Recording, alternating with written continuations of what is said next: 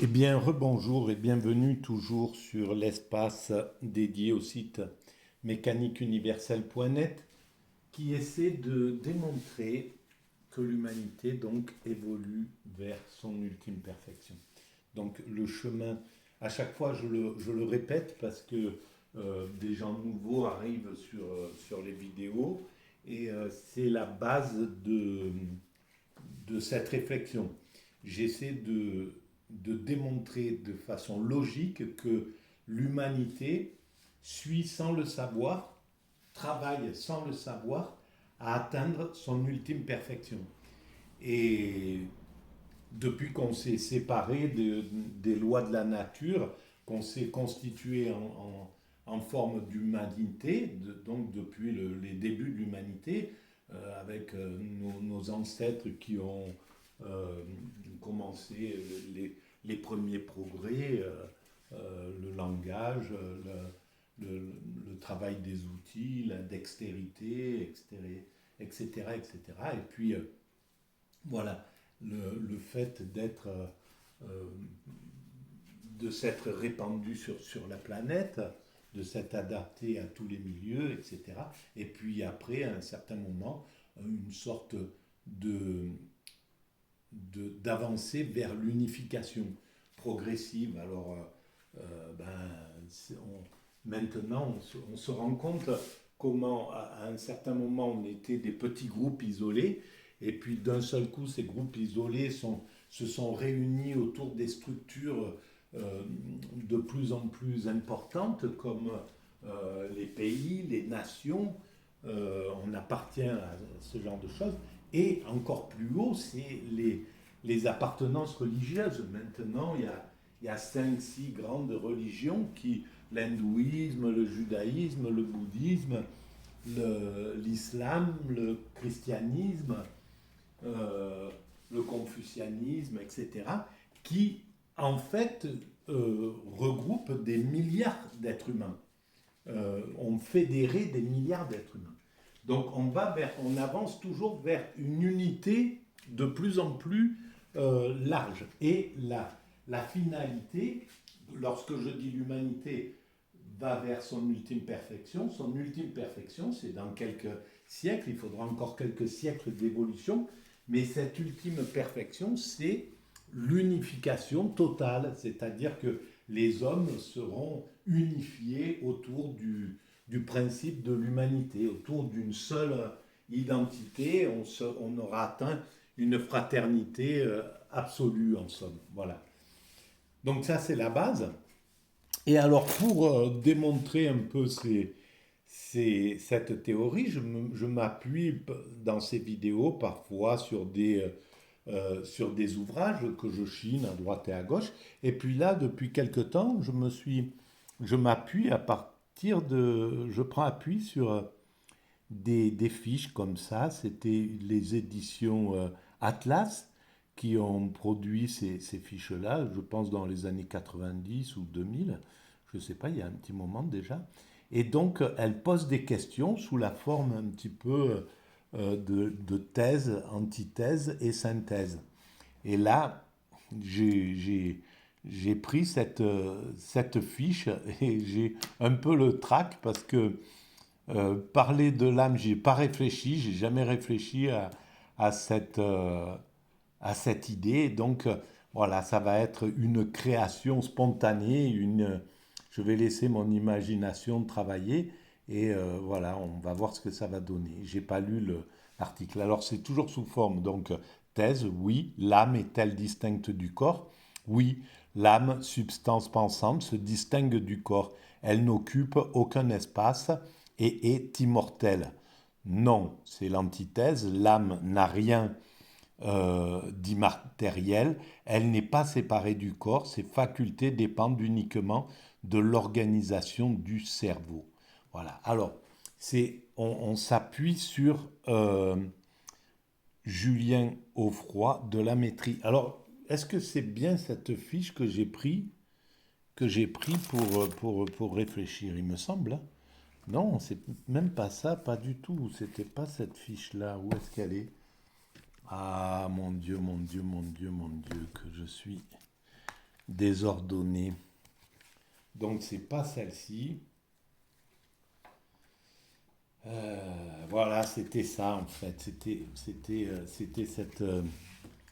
cette, c'était celle-ci que j'avais commencé. Mais ça parlait toujours de l'âme en fait. Voilà. Bon, c'est l'âme est-elle immortelle? Donc c'est à partir de l'œuvre de Platon, le Phédon. On- ce- C'est un peu le nerf le lien de la réflexion. Alors, toujours la thèse. Pour Socrate, l'âme est une réalité distincte du corps. Elle est immuable et éternelle. Non, pour d'autres, comme pour les philosophes matérialistes, il n'y a rien au-delà du corps et de la matière. Donc, en fait, la question, c'est est-ce qu'il y a une âme? Est-ce que l'âme existe? Qu'est-ce que c'est que cette âme? Voilà. Alors, pour commencer, je ne l'ai pas lu, hein, je découvre en même temps et je laisse dériver mon esprit neuroatypique lié aux troubles du spectre autistique. Et donc, je laisse la créativité se faire. Alors, déjà, l'âme, voilà, c'est un terme. Et déjà, le terme en lui-même, il pose un problème dans la mesure où il est connoté. Tous les termes connotés, en fait, ce ne sont que des termes. L'âme, par exemple, quand on parle de l'amour, bon, l'amour, c'est un terme, mais en réalité, ça n'a rien à voir avec ce terme. C'est, la réalité de l'amour, c'est une sensation, c'est un sentiment, c'est quelque chose que le corps, que les organes ressentent. On a mis le terme amour là-dessus, mais en réalité, c'est une sensation. Et pour pouvoir décrire, pour pouvoir épiloguer sur ce genre de choses, soit on le vit tout seul, on le vit intérieurement et on n'a pas besoin d'en parler, c'est quelque chose qui est intériorisé, donc l'amour par exemple, donc c'est quelque chose qu'on a à l'intérieur qu'on ressent, mais si on veut en parler, si on veut essayer de comprendre, on est obligé de lui accoler un terme amour. On aurait pu appeler ça X4 ou j'en sais rien. Mais enfin, ça s'appelle comme ça. Et l'âme, c'est la même chose. Les premiers qui ont réfléchi à ce qui pouvait rester de soi quand on meurt. Est-ce qu'il y a quelque chose qui subsiste à nous, une sorte euh, de, de cœur intérieur, quelque chose qui va rejoindre le divin, qui va monter au paradis, enfin peu importe comment les religions ont essayé de l'expliquer, eh ben elles ont appelé ça l'âme ou d'autres l'anima, ou peu importe comment on l'appelle, pareil, on aurait pu dire XB4, voilà, pour parler de ce truc-là. Et alors, on va commencer à lire la partie qui est consacrée au oui, l'âme est immortelle, et on va voir ce qu'il se passe. L'âme appartient au monde éternel de l'esprit. Enfermée dans le corps, elle subsiste à la destruction de celui-ci, car elle n'est pas de même nature que lui. Alors, c'est là où c'est compliqué parce que quand on lit ça, on a enfermé dans le corps, on a l'impression que c'est un objet matériel, on pense l'âme comme un objet matériel. Et là, c'est là où on a un problème, parce que on est devant une forme d'exister qui n'a rien de matériel en réalité. Donc, on ne sait pas comment le décrire. C'est comme quand on parle de Dieu. Dieu, on le voit comme quelque chose de matériel, fait comme nous, comme les arbres, comme etc., construit comme ça. Alors, c'est aussi tout cela, mais c'est en même temps ce qui était à l'origine de l'univers, avant que l'univers se forme, avant que la matière se forme, c'était aussi il était sous une forme qui est complètement impossible à penser pour nous. On ne peut pas penser la forme de l'immatériel, le vide, un vide palpitant, un vide qui porte potentiellement en lui la possibilité de l'univers, puisque c'était ça, on ne peut pas l'imaginer ce que c'est. Et pareil pour l'âme, on ne peut pas imaginer si, quand on meurt, quelque chose de notre esprit, au dernier, une fois que notre corps est parti, quelque chose s'en passe dans un domaine immatériel, garde une sorte de conscience, de vue, de vie, comme par exemple les expériences de mort imminente en parlent. Et il y a des gens qui font maintenant la science, euh, comme elle arrive à remettre en vie des gens qui sont allés très loin déjà, presque dans la mort, la, la, les sauveteurs, par exemple, qui viennent, ils peuvent ramener à la vie des gens qui sont restés longtemps dans. Donc, on a de plus en plus d'expériences de gens qui ont expérimenté ce qu'on appelle les EMI, là, je ne sais plus comment ça s'appelle, mais bon, les morts, les, les sensations dans la mort imminente, des gens qui sortent de leur corps, qui se voient par-dessus, qui voient les choses.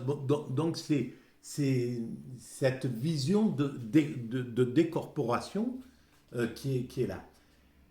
Et là, donc on est devant un phénomène que pour l'instant on n'a pas expliqué. Alors moi, c'est ma conviction, mais c'est juste une conviction. Je pense qu'il y a quelque chose après la vie, donc sous cette forme-là, quelque chose qui va subsister, qui va passer dans une autre dimension. Peut-être si par exemple, on peut aussi l'imaginer comme le fait que la science est en train de dire qu'il y a plusieurs peut-être univers parallèles, les multivers. Donc peut-être que l'âme après passe dans une autre dimension où le corps physique où la physique n'existe pas. C'est une autre dimension où la matière n'existe pas et où autre chose passe. Enfin, tous les cas de figure, là, toutes les imaginations sont possibles. Et on ne les a pas épuisées, les imaginations de ce qui peut venir derrière. Et l'humanité comprendra un jour ou l'autre, peut-être dans 2, 3, 4, 5 siècles, peut-être dans 10 siècles, on comprendra ce qu'il y a. Qu'est-ce que c'est qui a créé cet univers à l'origine? Qu'est-ce que c'est qui... Alors, bonjour. C'est Comiso. Oui. Ah, super, je vous remercie. Merci beaucoup. Signature. Ouais, vous pouvez le faire. Allez, pas de souci. Allez, c'est gentil, merci. Au revoir. Donc, je suis désolé, je viens de recevoir un colis. Alors, où est-ce que j'en suis? Voilà, alors, cette âme,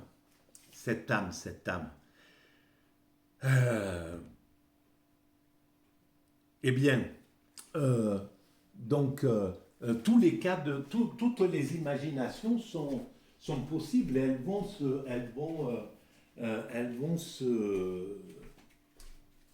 vont s'épanouir.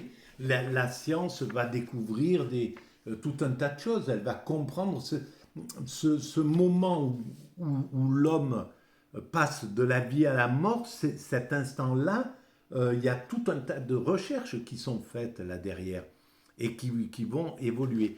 Par exemple, selon la mécanique universelle, selon ma théorie, on passe la mort à un certain moment. Je vais éclairer cette chose-là et après on passera sur une autre vidéo pour préciser la position, la thèse de cette petite fiche.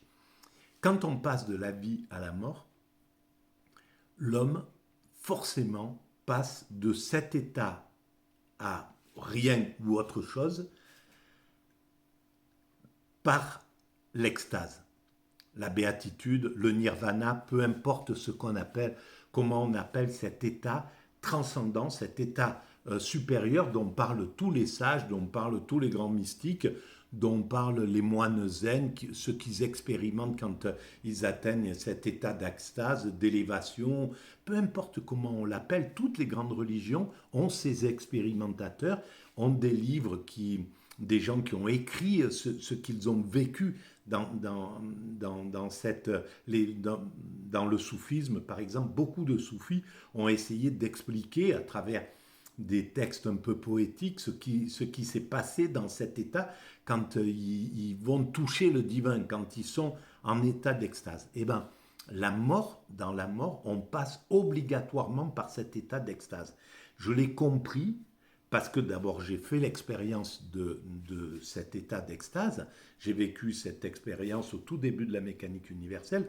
Pendant une semaine, je me suis retrouvé dans cet état-là par accident. Je ne savais pas du tout ce qui m'arrivait. Je l'ai compris plus tard en réfléchissant à ce que j'avais ressenti, ce que j'avais vu, etc. L'état d'extase, c'est un état d'immédiat absolu. Et pour ça, il faut perdre tout l'ego, il faut anéantir son ego, tout ce qui fait que là, par exemple, c'est mon ego qui est le maître de moi-même en réalité. Voilà, c'est lui qui se projette dans 1 heure, dans 2 heures, dans 10 minutes quand je vais ouvrir le colis que j'ai reçu, je ne sais pas ce que c'est, etc. Demain, j'ai ça à faire, après-demain, et en plus, j'ai le poids de tout mon passé. De tout ce que j'ai vécu qui fait que je ressens telle et telle chose, etc. Et puis l'extase, c'est un moment où on est dans l'immédiat absolu. Donc on a perdu cet ego-là, on a perdu tout ce qui toutes ces illusions de nous-mêmes. On est dans la contemplation totale, dans l'état de présent absolu. Et là, ce présent absolu, quand on passe de la vie à la mort, il y a un moment où l'homme doit, à un certain moment, il est obligé d'accepter, même s'il résiste à la mort, parce que c'est notre nature, on est constitué pour résister à la mort, donc on va résister, on ne veut pas, bon, etc. Ça se fait plus ou moins tôt, il y en a qui acceptent très tôt, il y en a qui acceptent au dernier moment, etc. Mais il y a un moment où l'esprit, il est obligé de comprendre que c'est plus la peine, qu'il faut abandonner. Et dans cet abandon, quand on abandonne la lutte, quand on admet, on tombe en état d'extase, donc obligatoirement. Donc on meurt tous dans l'état d'extase. Ce qui veut dire que dans cet état-là, il n'y a plus de crainte, il n'y a plus de peur, il n'y a plus de sensations négatives, il n'y a plus, on passe on passe de vie à trépas dans l'amour absolu. Pourquoi? Pourquoi ça se passe comme ça? Pourquoi la création est ainsi faite? Voilà une question importante, parce qu'elle donne du corps à l'idée qu'il y a du divin. Parce que ça, c'est un acte d'amour d'avoir créé un système qui est comme ça, où à un certain moment, n'importe, même un animal, je pense, quand un gnou est sous les crocs d'un lion et qu'il a plus d'air, qu'il y a un moment où il part, et dans cet état-là, il abandonne et il doit passer dans un état qui est différent. Et bon, pour l'homme, en tout cas, je suis convaincu de cette chose-là. Et ça, c'est quelque chose qu'on doit... sur la mécanique universelle, vous allez sur le chapitre La mort, et j'ai essayé de bien l'éclairer par tous les aspects, ce que je suis en train de dire.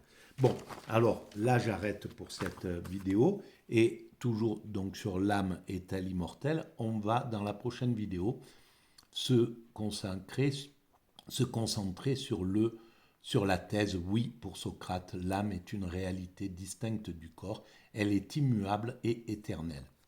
Voilà, merci. Si vous pensez que cette vision un peu atypique mérite un peu de lumière, vous pouvez mettre des pouces, vous abonner, en parler autour de vous et laisser des commentaires, j'y réponds systématiquement. Merci, à bientôt.